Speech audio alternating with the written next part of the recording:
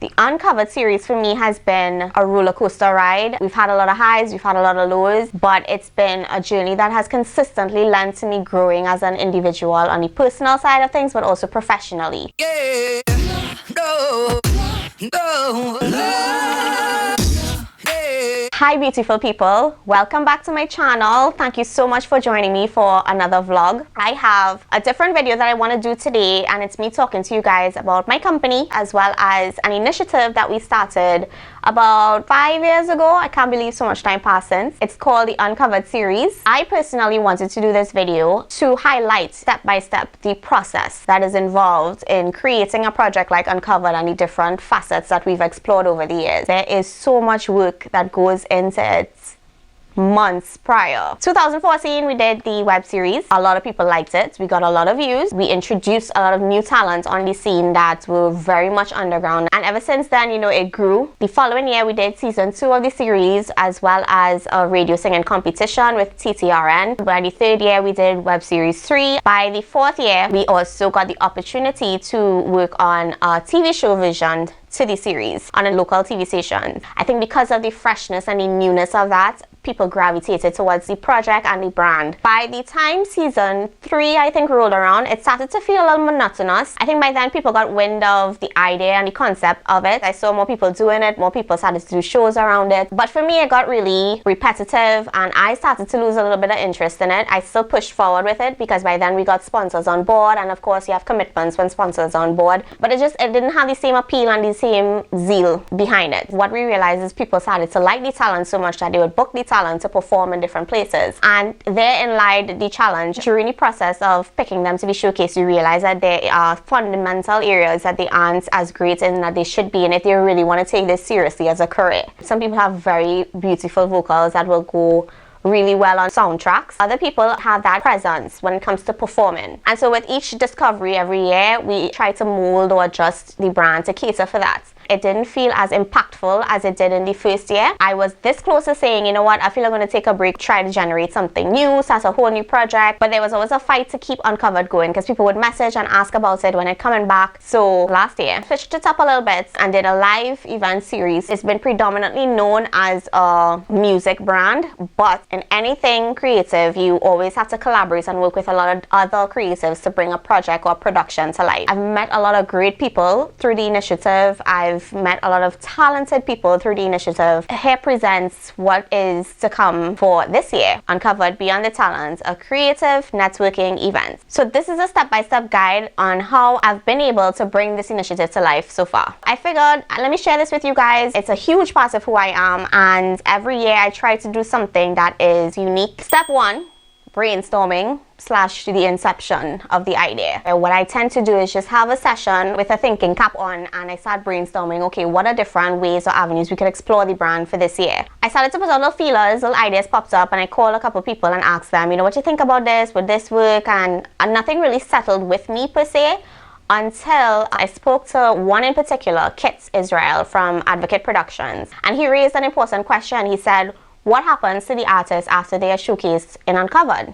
And it's within that I realized, you know, with a musician or an artist, if you want your brand to go in a direction that is above what you are capable of within yourself, you need to use your relationships with other creative entities to make that happen. Aaron and I sat at the beginning of the year on New Year's Day and said, okay, these are things we want to accomplish for the year. One of the main things was to expand our networks. There was a previous vlog that I did going to an open mic with entrepreneurs, and I was really inspired by what I saw because it was a different version of what I understood or thought networking events typically are. This was an intimate setup that allowed for persons to have one-on-one access with each other, especially it being entrepreneurs, to hear about businesses and to connect with different persons related to those businesses. Within that session, I remember thinking this is something that we lack and that we need in the creative industry. There are activities that happen very few and far between that are geared towards that, but it's not like a big thing. I had that thought then, I kind of shelved it, it was lingering in my mind, and in that brainstorming session, that idea came back to mind, and I said, okay, well, let me try doing something like a music networking event. And I reached out to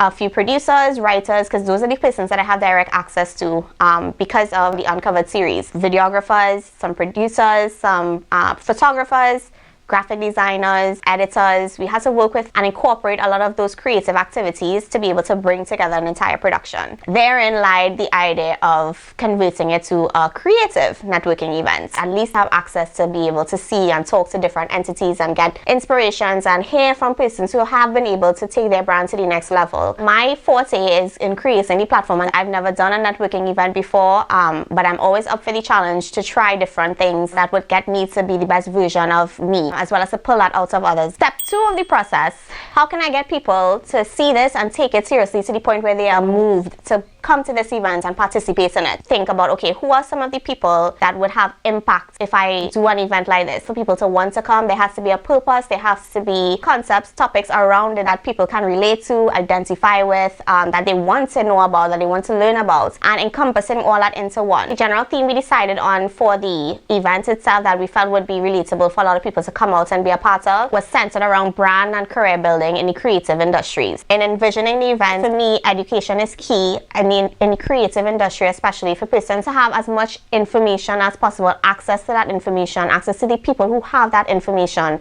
And so we're going to have featured speakers, panel discussions with crucial things that I felt needed to be incorporated into the program. Performances, because of course that's still at the epicenter of what Uncovered represents. So music performances by up and coming artists. And I incorporated a creative showcase segment which would cater for up and coming new entrepreneurs who have very different, unique business ideas and concepts, and give them a platform to be able to let people know about that. And of course there would be a Q&A segment and open mingling throughout the event.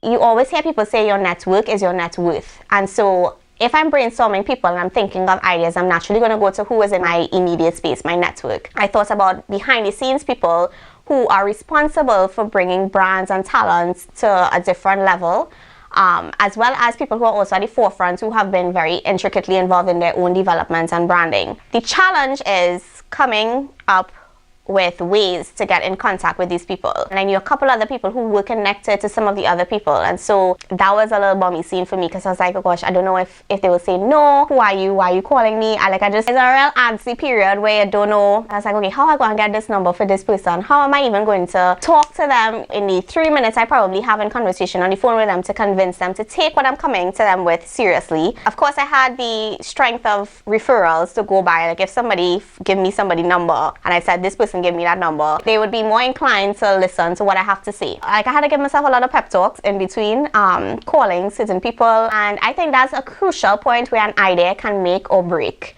Because if you get so consumed by your fears or the things that are scary to think about doing, you can lose out on an opportunity or so many opportunities or doors that could open as a result of actually going after it. Yes, along the way I got no's. Thankfully it was no's that was centered on the fact that they were not available, they wouldn't necessarily be in the country, they had other commitments. I didn't get anybody who just said no for no sake. I think the idea itself spoke to them. If they weren't able to make it, they did say, let them know they want to be there in the future. So I am eternally grateful for that. I will share this story on Elizabeth Montano. She is very well respected. She is an academic expert. She is very versed in her field. I have no personal relationship with Liz Montano at all. Because of the relationships we would have built over the years through Uncovered, went back to the basics of the who you know principle of life in Trinidad. And so one of the persons that I did meet is a person named Nigel Campbell. He's an excellent writer, creative writer. He's known for being a critique for all things creative. He's also an event producer. So I called him and I said, I'm having this event. One of the people I want to have is Liz Montano. How do I go about making that happen? So he actually gave me some advice on some of the persons to approach. And then he said, I don't have her number, but I do have a podcast that I do with Laura Dowrich. She works with Luke TT, and she is going to more than likely have a contact for her because she's written stories about Lady, as they fondly call her. So I messaged Laura, I explained the concept, and so I asked, I said, is that something you think Lady might be interested in? And she said, well, you never know, but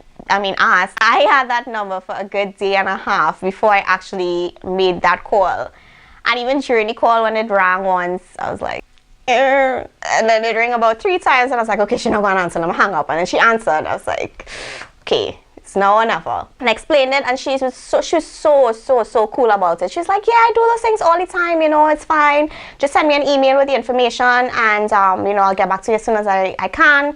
And that was such a relief. When I remember that being almost one of the biggest reliefs I've ever felt in life. And I was like, oh, well, if I could do this, I'm explaining to Liz. Everybody else should be like easy squeezy, you know? What I did after that is contact a number of other people and eventually settled on Casey Phillips of Precision Production, Melissa Jimenez, she has her own company called Artsy Biz, and she's also the general manager of Music TT, and then Warren Pereira, who is the program director of Hot 93. Those persons were kind of picked based on their experience in the fields, but also the unique perspectives they have in the positions that they are currently in. What is important in this part of the process is the follow-up. If you contact somebody and you tell them, I'm interested in having you be a part of this, for them to even remember that you had that conversation, to have something in writing be sent to them as a follow-up. If it's not WhatsApp, the official better way to do it is via email, so that is always there for you to have as proof of communication. So once I had those people locked, I started to move towards step 4. The space that we chose to do it in was at Kaiso Blues Cafe, and that was for a number of reasons. Kaiso Blues is a live entertainment space. I didn't want to go in the formal auditorium route just yet.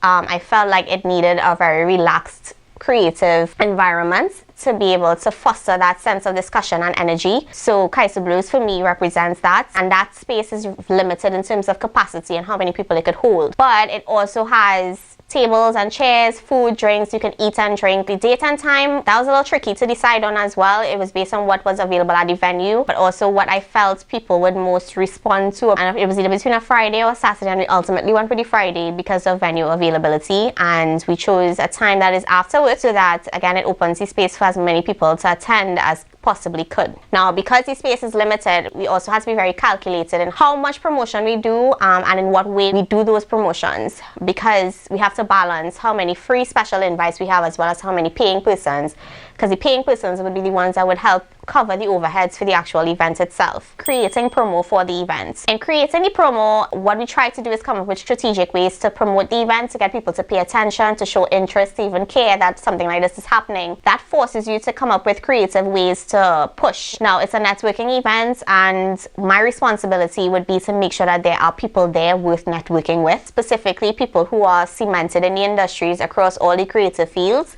So I focused on persons who are part of media, entertainment, events, production, music, the arts, fashion, anybody that fits within that vein of creativity that I knew, that I reached out to and I asked them to be a part of it. If they recommended or referred persons, I also reached out to them as well, and that is a very time-consuming process. A lot of the time that passed subsequent to locking down the main features was spent on those invitations, and within that we decided it would be a good idea to advertise some of these entities and put out artwork that would highlight that these entities are going to be there. That was also very strategic. The more people see other persons endorsing the event or showing interest in being there at the event, is the more likely you are to have persons actually reach out to be a part of it. And the other thing we did is create multiple flyers to highlight that. One, because it stretched the material, the promo material, across a period of time. When I got the idea initially, Carnival was starting to get into full gear. So I had to put out little promos, very general at first, and then I would have started to do information-specific flyers that would highlight certain entities. We did online promotion, so we created the event page on Facebook and Instagram profiles.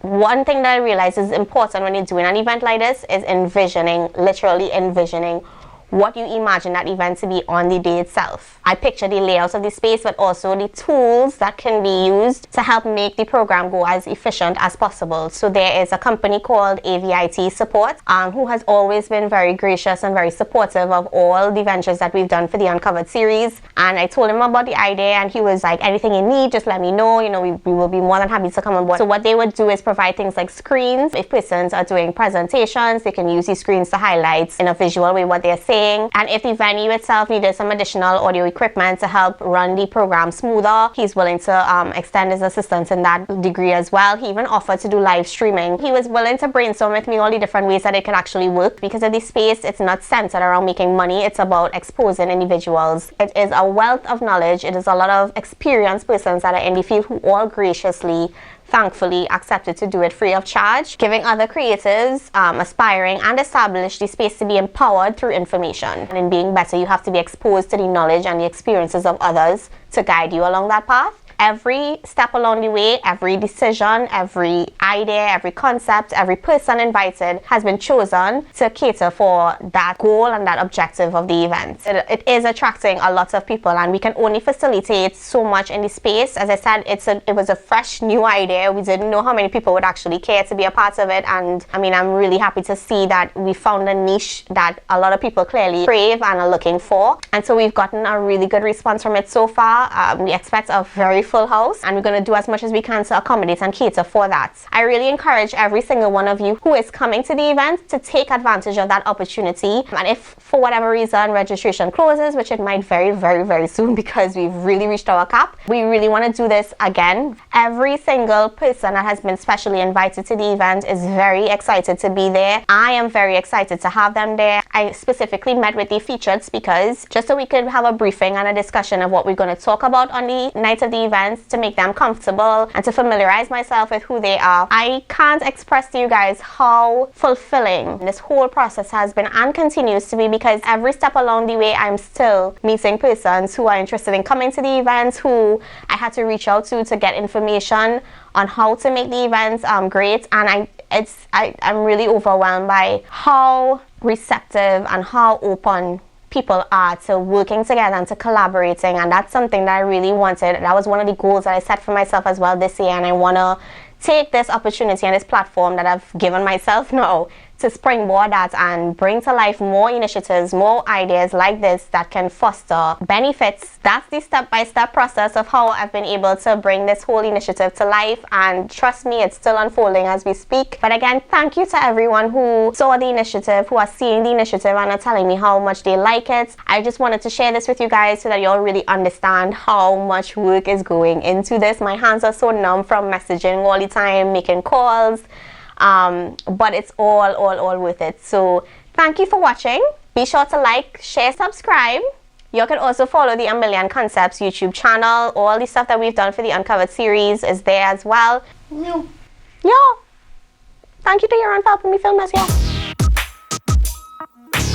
Instagram is a platform for all your social media. Your social media was for your branding as well as for your business. I always have money. Thank you guys for all your support.